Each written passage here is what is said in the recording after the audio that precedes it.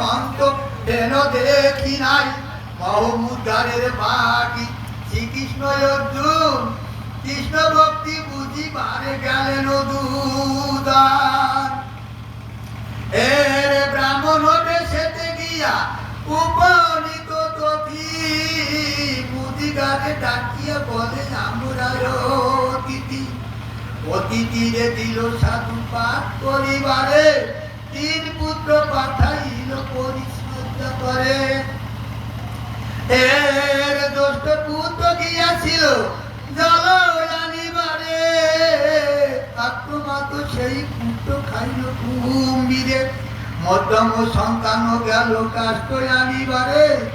বন মাঝে ব্যাঘ্রে ধরে মারিল তারে এর কনিষ্ঠ সন্তান গেল আনিবারে কালো সর্প তার শিরে করিল লাগা পুত্রের বিলম্ব দেখে মুদিবার চলিল সাপে বাগে কুম্ভীরে মেরেছে দেখে এলো এর এইভাবে তিন পুত্র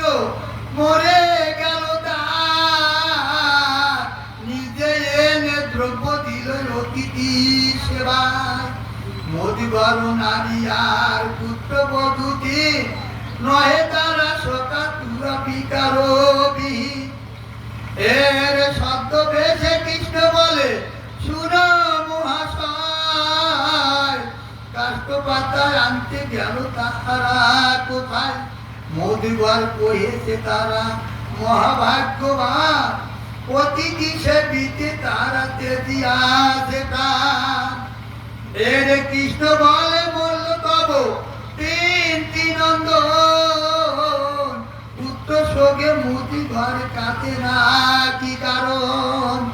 মোদি ঘর কইয়েছে কেন করিব রোধ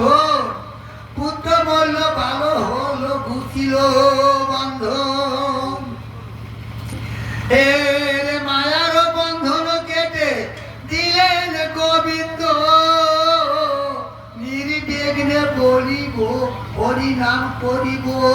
আনন্দ কৃষ্ণ বলে শীঘ্র দাও ডেকে আনো ঘরে অতিথি সেবিতে পাবে তার কার পুত্র মরে এর দ্বারে নীল কুম্ভীরেতে উপদিল আসি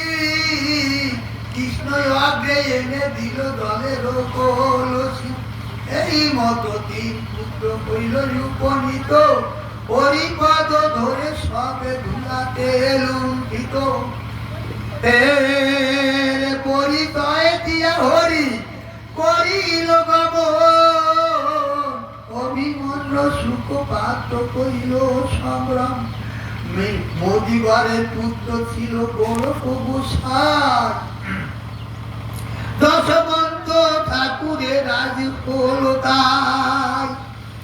এর আর সাধু বলে শুনো বৈষ্ণবের গান কৃষ্ণ নীলা সুধা ধার মধুর বর্ষ